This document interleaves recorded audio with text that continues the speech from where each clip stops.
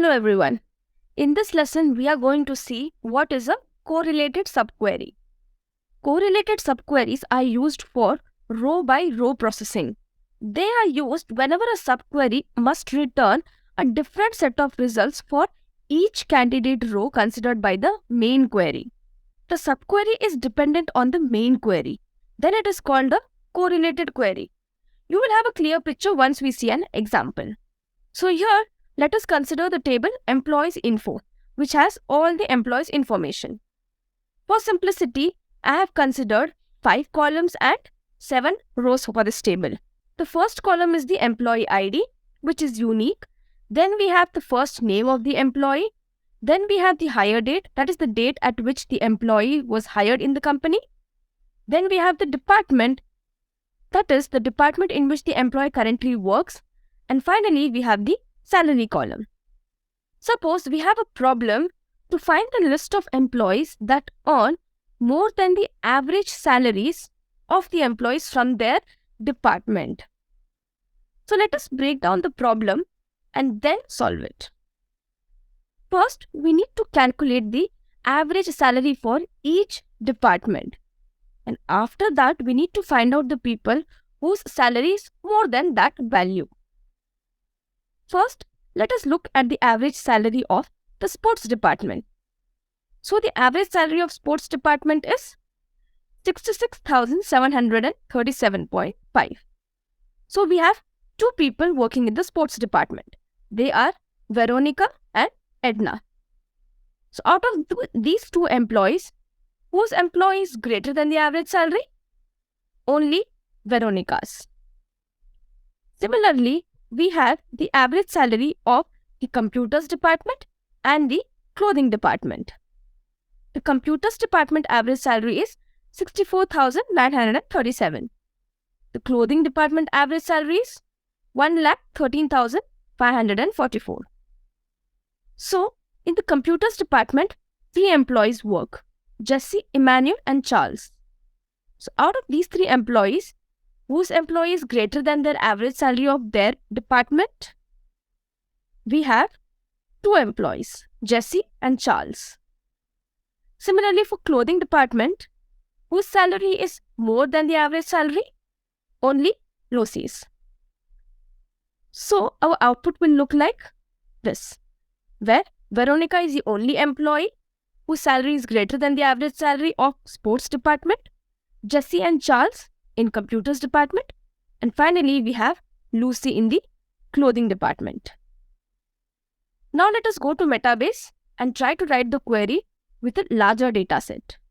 So here, first let us look at the table.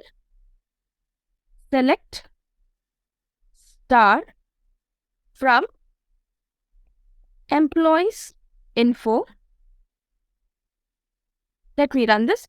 So here we have all the employee information, which has the employee ID, the first name, last name of the employee, the email ID, the hire date at which the employee was hired. Then we have the department column in which the employee works. Then we have gender, salary, and the region in which the employee works. So let us see our question. We need the list of employees that earn more than the average salaries from their department. So first, as we break down our problem, what we need? We need the average salary of each department. So let us first write the query. How can we get the average salary? Can you guess which aggregation function can we use to get the average salary? You guessed it right. It's AVG, average, on the salary column. So first, let me get the average salary from this table where the department is sports. Now let me run the query. So the average salary of sports is 87,832. Similarly, suppose let me check for clothing department. So the average salary of clothing department is 83,933. Now let me show back the employees table. So we need to filter out the data based on the average salaries. So let me first select the data. We need employee ID. We need the first name. And we need the department from the table name, which is employees info. Okay. Now we need a condition where our salary should be greater than the average salary of each department, right? So here inside this bracket, we will have to give our subquery. Now, how will we come to know that Berry is from the department sports and I need the average salary of sports? So there must be some relation between this subquery and the main query. So for this main query, let me give an alias as even. Now here, I will have to use the same query because we need the average salary of each department. Now, instead of having a hard-coded value of clothing here, I will have to give where even dot department should be equal to, I will name this as E2 dot department. So this says that in the first row, whenever the first row is executed, the sports from even table will be equated to E2 table's sports. So this query will be replaced internally with sports, where department is equal to sports. Just for the first row. Again, when it comes to the second row, that is Ariel, she works in department tools. So for the second time, the main query is run, then the correlated query, this value will be replaced by tools. Let me make this E2 dot department is equal to even dot department for understanding. Now let me run this query. Now here you see we've got all the employees with their departments whose salary is more than the average salary of the departments. Let me even put the salary column. So we have all the salaries. Now suppose we have a question that we need to find the list of employees, their salaries, and also the average salaries of the respective department. This is quite different from the previous question. That is, in the output, we are not able to see the average salary of each department. But in the next question, what we are asked is, in the output, we want to see the average salaries of each department respectively in the same row. That is, we need this output. We need the first name, the salary of each employee, then we need the department as well, and then the average salary of each department. For example, when you see here, you have the first row and the last row as the sports department.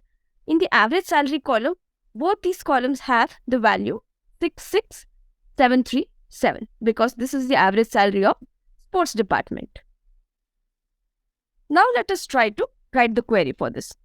We will use the same query with additional information in our select clause.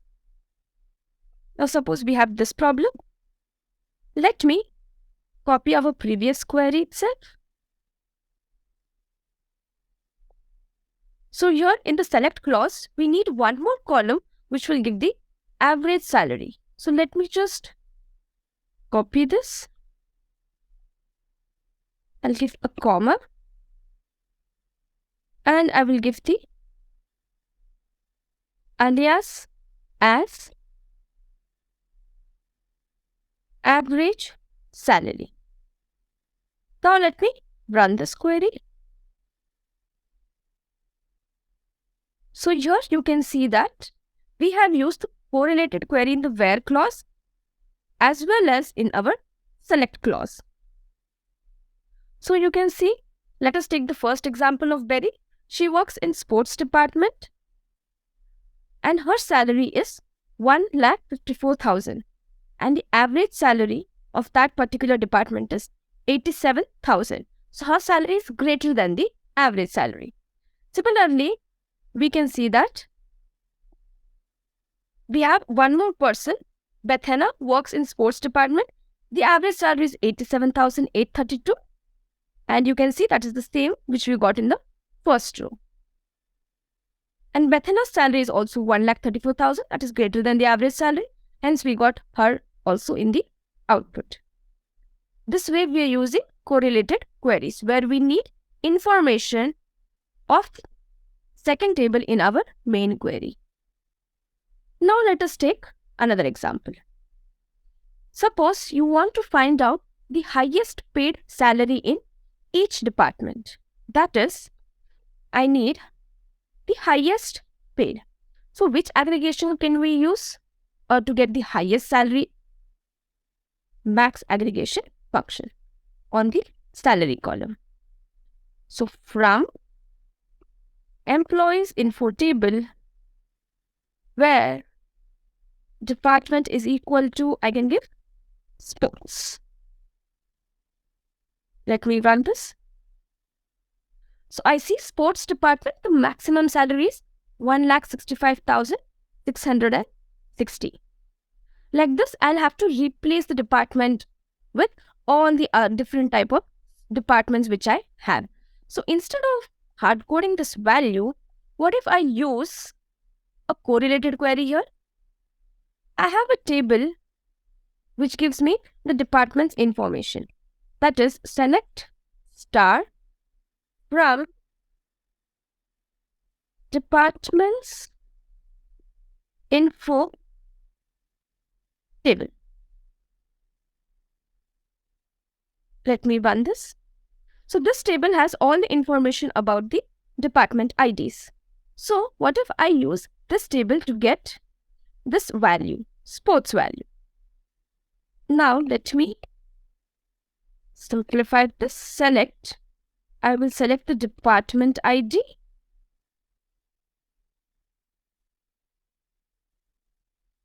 And after this, I will select the max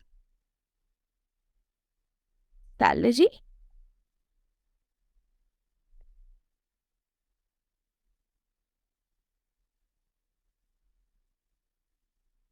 And instead of hard coding this value, I will give here employee E1, and I can say that E1 dot department should be equal to,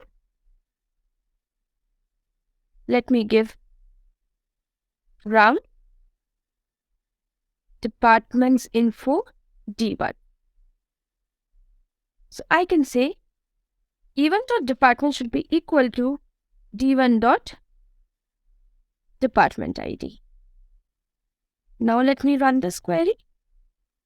Now as you can see, let me give an alias to this column name as max salary. Now you can see we've got list of all the departments as well as the max salary from each of the departments. Here also we are using the correlated query, but we are using two different tables to get the information in our correlated query. That is employees info table as well as departments info table. Now let's see the syntax of this. Here the syntax will vary based on your requirement. So currently we have used the subquery in our where clause, where we have select the column names from our table 1, that is our main table or main query. Then we give the where clause, and inside that we have used a correlated query. Inside the correlated query, in the where expression, we use the values from the outer table as well. Now, just to summarize, we've seen that each correlated subquery is evaluated once for every row of the outer query, and this might decrease the performance. So, whenever you're using correlated subqueries, you use it only when it is required. Awesome. So now in the next lesson, we'll begin learning about different string functions so that you can manipulate strings in your data. Thank you.